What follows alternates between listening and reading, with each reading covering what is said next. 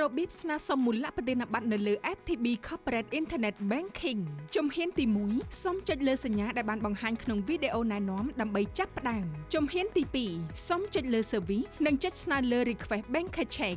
ជំហានទី3សូមជ្រើសរើសគណនីណាមួយជំហានទី4បន្ទាប់មកបញ្ចូលឈ្មោះដែលត្រូវទូទាត់លើ Pay to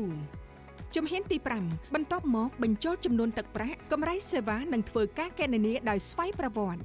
ជំហានទី6បន្ទាប់មកជ្រើសរើសគណនីដែលត្រូវទូទាត់កម្រៃសេវា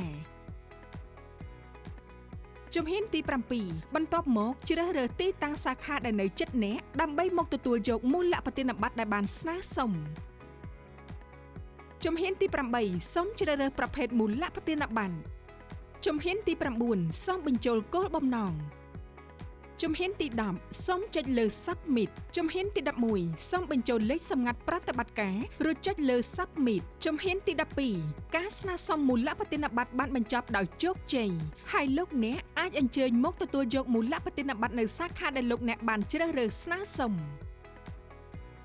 របៀបពិនិត្យមូលបទានប័ត្រនៅលើ FTB Corporate Internet Banking ជំហានទី1សូមចុចលើសញ្ញាដែលបានបង្ហាញក្នុងវីដេអូណែនាំដើម្បីចាប់ផ្ដើមជំហានទី2សូមចុចលើ Service និងជ្រើសរើស Check Status Query ជំហានទី3សូមជ្រើសរើសគណនីណាមួយជំហានទី4សូមបញ្ចូលលេខមូលបទានប័ត្រនិងចុចលើ View Status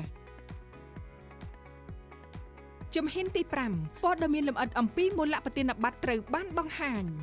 សម្រាប់ព័ត៌មានលម្អិតសូមតាក់ទងមកកាន់យើងខ្ញុំតាមរយៈលេខ1800200111និងតាមរយៈគេហទំព័រ www.ftb.com.kh ធនាគារពាណិជ្ជកម្មក្រៅប្រទេសនៃកម្ពុជាវិនិយោគដើម្បីអនាគត